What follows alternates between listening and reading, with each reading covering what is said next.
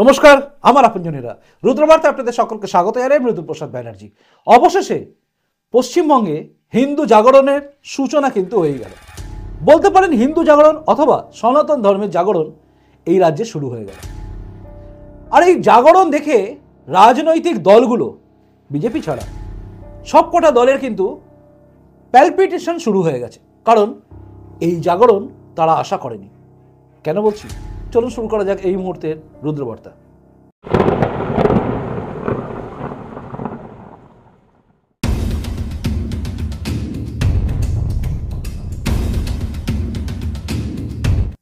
প্রথমে বলি আপনারা সবাই জানেন যে আজকে ছিল 24শে ডিসেম্বর। আজকে লক্ষাধিক কণ্ঠে গীতা পাঠ ছিল ব্রিগেডে। আপনারা জানেন সেই অনুষ্ঠান যে বিরাটভাবে সফল হয়েছে এটাও আপনারা জানেন। কারণ যে ব্যাপক সমাগম দেখা গেছে সেটা অনেকেই আশা করেননি। জানেন এই রাজ্যে এক শ্রেণীর মানুষ আছে, এক শ্রেণীর মিডিয়া আছে, এক শ্রেণীর রাজনৈতিক দল আছে যাদের লক্ষ্য থাকে সনাতন ধর্মের কোনো কিছু হলেই সেটাকে খাটো করে দেখা, মানে ছোট করে দেখানো। সে তালিকায় আপনি সিপিএমকে ফেলতে পারেন, কংগ্রেসকে ফেলতে পারেন, তৃণমূলকে ফেলতে পারেন, সে তালিকায় আপনি বিভিন্ন বড় বড় মিডিয়াকে ফেলতেই পারেন। তাদের লক্ষ্য থাকে ছোট করে দেখানো। কারণ সনাতন ধর্ম জাগছে এটা বলা যাবে না। কিন্তু হামাসের সমর্থনে কেউ যদি নামে সেটাকে খুব বড় করে মিছিল করে দেখানো হবে। এত লোক নেমেছে, এটা একটা অদ্ভুত ট্রেন্ড এই রাজ্যে।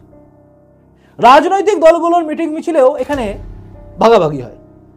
ধরুন তৃণমূলের মিছিল, সেখানে দেখানো হবে কত ভিড় কত ভিড়, কিন্তু উল্টো দিকে কেউ দাঁড়ালে, বিশেষত বিজেপি হলেই দেখানো হবে ছোট্ট করে কত ভিড়, ফাঁকা জায়গাগুলো।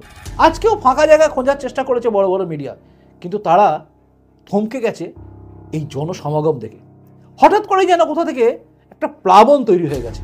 দেখুন, আমি আপনাদের বলেছিলাম যে গেরুয়া ঝড় উঠতে চলেছে। আপনারা দেখেছেন বাংলার বুকে গেরুয়া ঝড়, এই প্রতিবেদনটা প্রায় 2 লাখের উপরে মানুষ আমার দেখেছেন এবং তারা প্রত্যেকেই অ্যাপ্রিসিয়েট করেছেন, বলেছেন হ্যাঁ ঠিক হতে চলেছে। অবশেষে দেখা গেল গেরুয়া ঝড় সত্যি উঠেছে। দেখুন, সেদিনের বলা আর আজকের হওয়া দুটোর মধ্যে অনেক ডিফারেন্স আছে। কেন বলুন তো? নরেন্দ্র মোদী সেদিন আসবেন সবাই জানতো, কিন্তু আজ নরেন্দ্র মোদী আসবে না জেনেও লোক এসেছিল। দুটো ভাবুন আপনি। অনেকে দেখলাম ব্যঙ্গাত্মক কথাবার্তা বলেছেন। এক জেল থেকে বেলে থাকা তৃণমূলের মুখপাত্র, তিনি কিন্তু বলেছেন যে এটা নাকি শ্রদ্ধানন্দ পার্কে হলেই হয়ে যেত, যা লোক হয়েছে।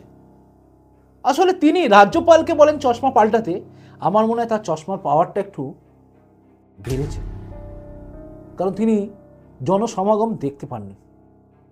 আসলে যে জনসমাগম আপনারা দেখলেন বা দেখছেন, আমার পাশে চলছে, এই জনসমাগমটা হওয়া কিন্তু বাংলার বুকে অনেকে ভাবেনি। আমি বলছি সো কল্ড যারা সেকুলার, মানে যারা নিজেদের সেকুলার দেখায়, আরে আমি বুদ্ধি বেঁচে খাওয়া লোকগুলোর কথা বলছি, বুদ্ধিজীবী, তো তারাও কিন্তু ভাবেনি যে এত লোক হবে। তারা একটা জিনিস বোঝে যে আমি যা কিছুই বলবো কিন্তু হিন্দু ধর্ম নিয়ে কিছু বলবো না, কারণ হিন্দু ধর্মের হয়ে বললে আমার আর কি ওই পাওয়া ফাওয়াগুলো একটু কমে যাবে, মানে যেসব পায় আর কি, ভাতা ফাতা বা কিছু পায় আর কি, সেগুলো নাকি কমে যাবে, সেই ভেবে হয়তো তারা বলে না। উল্টো দিকে আপনি দেখুন বিভিন্ন রাজনৈতিক দল, আপনি যদি সিপিএম দেখেন, আপনি যদি দেখেন কংগ্রেস, তারা দুজন মিলে কিন্তু নেমে গেছে একদম আজকের দিনে। মানে গীতা পাঠ হচ্ছে, এরা উল্টো দিকে সংবিধান পাঠ করছে। তো সংবিধান পাঠে লোক ছিল না, বাদ দিন ওরা, কারণ সংবিধানটা এরা যদি ভালোভাবে বুঝতো তাহলে বামফ্রন্ট 34 বছরে অপশাসন এরা করতো না। আর যে কংগ্রেস আজকে সংবিধানটা পড়ছে বা পাঠ করছে, সংবিধানটা পুরোটা পড়লে দেশটা টুকরো হতো কি? অনেকগুলো প্রশ্ন কিন্তু আমাদের মধ্যে রয়ে গেছে। যেভাবে আমাদের সব কিছু হয়েছে, সংবিধানটা যেভাবে তৈরি হয়েছে, এই সব কিছু সংবিধান পাঠ করার আগে আরেকটা প্রশ্ন এসে যায়। জানেন, সংবিধানের ওপরে কিন্তু ভগবান শ্রী রামচন্দ্রের ছবি আছে। আচ্ছা, কমিউনিস্টরা কি ওটাকে পড়েছেন, দেখেছেন, নমস্কার করেছিলেন? কি জানি, প্রশ্ন আছে। কংগ্রেসীরা আবার করছেন কিনা জানি না। যাই হোক, ওদের কথা বাদ দিন। গ্রামে যখন কোনো মেলা হচ্ছে, সেখানে মেলার পাশে দাঁড়িয়ে কে কি করছে, ওই বই বিক্রি করছে, কে কজন লাল বই বিক্রি করছে, যেরকম কেউ খেয়াল করি না, এদেরকেও কেউ খেয়াল করছে না। আজকে গেরুয়া প্লাবন। মমতা ব্যানার্জির আমন্ত্রণ ছিল, তিনি আসতে পারতেন, তিনি এসে এই অনুষ্ঠানে দাঁড়াতে পারতেন, কিন্তু তিনি ভেবেছেন তার ভোট ব্যাংকের ব্যাপার আছে। এটা পুরোটাই যেন গেরুয়া গেরুয়া, এই গেরুয়া গেরুয়া তার ঠিক পোষাচ্ছে না। আচ্ছা, এরপরে তো শোনা গেছে চণ্ডীপাঠ অনুষ্ঠান হবে এবং এই অনুষ্ঠানটায় তৃণমূলকে সাপোর্ট করা অনেকেই হয়তো থাকবেন। সেদিন কি মমতা ব্যানার্জি যাবেন? গীতায় নেই, চণ্ডীপাঠে আছেন, তাও করুন না। বিশ্বাস করুন, আমি রুদ্রবার্তা থেকে রুদ্রপ্রসাদ ব্যানার্জি বলছি, আমি খুব খুশি হব, কারণ আমার কাছে সবার আগে দেশ, তারপর আমার সনাতন ধর্ম। তৃণমূল করলেও আপনি যদি চণ্ডীপাঠ অনুষ্ঠানটা বড় করে করেন, চণ্ডীপাঠ যদি হয়, আমার কিচ্ছু যায় আসে না, আমি খুব খুশি হব। করুন না, আসলে করলে আবার একটা মুশকিল আছে। গেরুয়া ঝড় বা গেরুয়া প্লাবন বা সনাতন ধর্মের জাগরণ যদি একবার শুরু হয়ে যায় না, তাহলে মোটামুটি রাজনৈতিক দলগুলোর ভিটে মাটি চাটি হয়ে যাবে, মানে অন্য রাজনৈতিক দলগুলো যারাই সনাতন ধর্মের বিরুদ্ধে কথা বলবে বা সনাতন ধর্মকে ছোট করার চেষ্টা করবে, তাদের বিরুদ্ধে সনাতন ধর্ম উঠে আসবে। আজকে গীতাপাঠের অনুষ্ঠানে আমি যাই। গীতাপাঠের অনুষ্ঠানটা যে সফল হয়েছে আপনারা জানেন, ব্যাপক লোক সমাগম হয়েছে। শুভেন্দু অধিকারী গিয়েছিলেন, সুকান্ত মজুমদার গিয়েছিলেন এবং অনেকেই গিয়েছিলেন। প্রত্যেকটা নেতা বিজেপির, তারা তাবড় নেতা তারা গেছেন, তার সঙ্গে সঙ্গে বহু মানুষ গেছেন। এমন বহু মানুষকে আমি দেখেছি যারা আমার এলাকা থেকে গেছেন, তারা রাজনৈতিক মিটিংয়ে কিন্তু যান না, তারাও গেছেন, অর্থাৎ ধর্মের টানে তারা গেছেন। হ্যাঁ, গীতা পাঠ করব। আসলে গীতাটা কিন্তু রাজনীতির ঊর্ধ্বে, কিন্তু এটাকে বোঝানোর ক্ষমতা ওনাদের নেই। আমি তো কোন ছাড়। গীতা পাঠ করা বাংলা দরকার আছে, বাঙালির বিশেষ করে দরকার। বাঙালি গীতা পাঠ করে না, আমি জানি। 1 লক্ষ কণ্ঠে গীতা পাঠ হওয়ার পরেও সবাই এই গীতা পাঠ একদিনই করবেন, তারপরে আর কেউ করবেন না হয়তো। কিন্তু যারা যারা করবেন তারা অনেক কিছু পাবেন। আমি আমার মন থেকে বলছি, আজকে আমি যেখানে আছি, যা আছি, যতটুকু আছি, এর পেছনে সবচেয়ে বড় অবদান কিন্তু গীতা। কারণ গীতা আমাকে শিক্ষা দেয় কি করা উচিত, কি করা উচিত না। গীতা পাঠ করা কোনো ব্যক্তি ঝট করে আত্মহত্যা করে না, আত্মহত্যার কথা তার মনের মধ্যে আসবে না। তাই গীতা পাঠটা সেদিক থেকেও দরকার, মানে আত্মবল বাড়ানোর জন্য। আর গীতা পাঠ করে কিন্তু আমাদের বিপ্লবীরা বিপ্লব করেছিল। কাজে গীতা, অনেকে আবার বলেন যে গীতা থেকে নাকি সন্ন্যাস হয়ে যায়। সন্ন্যাস হয়ে যায় না, মনটা হয়ে যায় সেই চিন্তা ভাবনা যেখানে মনের মধ্যে আসে নৈনং ছিদান্তি শস্ত্রাণি নৈনং দহতি পাবক ন চৈলং ক্রেদাস্তাপ ন শাসয়তি মারুত। অর্থাৎ আত্মাকে কেউ অস্ত্র দিয়ে ছিন্ন করা যায় না, আগুনে পোড়ানো যায় না, জলে ডোবানো যায় না বা ভেজানো যায় না। আত্মা অবিনশ্বর, এটা আমরা মানি। অর্থাৎ একটা শক্তি, সেই শক্তির কিন্তু শেষ হয় না। আপনি বিজ্ঞান দেখুন, বিজ্ঞানে বলে শক্তির শেষ হয় না, শক্তি রূপান্তর ঘটে, কিন্তু শক্তি কিন্তু শেষ হয় না। আর আত্মাকে বলা হয় শক্তি, আসল শক্তি, চালিকা শক্তি। আর সেই জ্ঞানটাই আপনাকে দেয় গীতা। তাই গীতা আপনি পাঠ করুন, গীতা আপনাকে সব দেবে। কারোর কথা শুনবেন না যে গীতা পাঠ করলে আপনার ছেলেটা সন্ন্যাসী হয়ে যাবে, ভাববেন না। আপনার ছেলেটা মানুষের মতো মানুষ হবে, এটাও ভাববেন। গীতা পাঠ করার পরে কেউ নিজের মা বাবাকে দূর করে দিতে পারে না। ভালো করে শুনবেন আমার কথা। গীতা পাঠ করার পরে কোনো ছেলে বা মেয়ে মা বাবাকে দূরে করে দিতে পারে না। এই যে দেখা যায় না বৃদ্ধাশ্রমে পড়ে আছে লোকেরা, তার পেছনে কারণ কিন্তু একটা বড়, এটাও কারণ আমরা ধর্ম থেকে আলাদা হয়ে আছি। খারাপ ভাববেন না, আমি একটু রাজনীতি থেকে ধর্মের দিকে চলে গেছি, যাদের খারাপ লাগছে ক্ষমা করে দেবেন। কিন্তু আমি সত্যি কথাগুলো বললাম আপনাদের। গীতা পাঠ খুব দরকার আছে। গীতা মানুষের মধ্যে উচ্চ নিচ ভেদ রাখে না।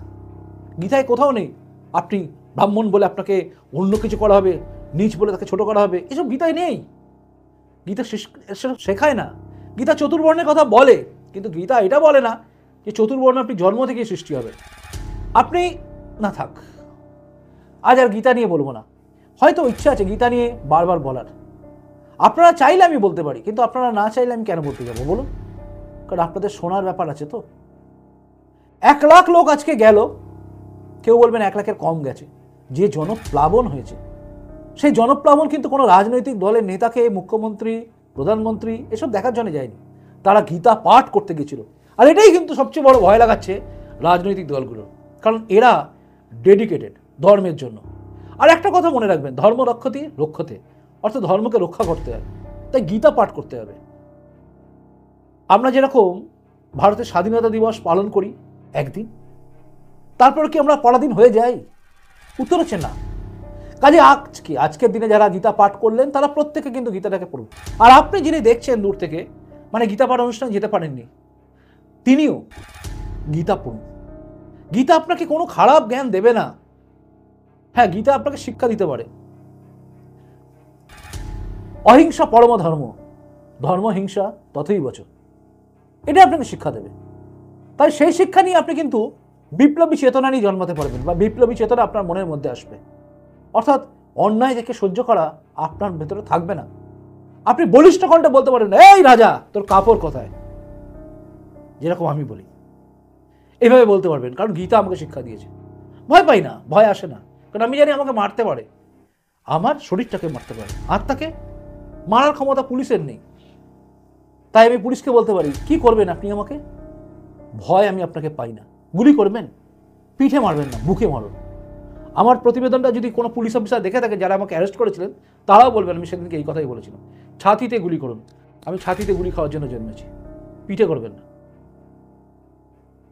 এটা আপনাকে শিক্ষা দেবে।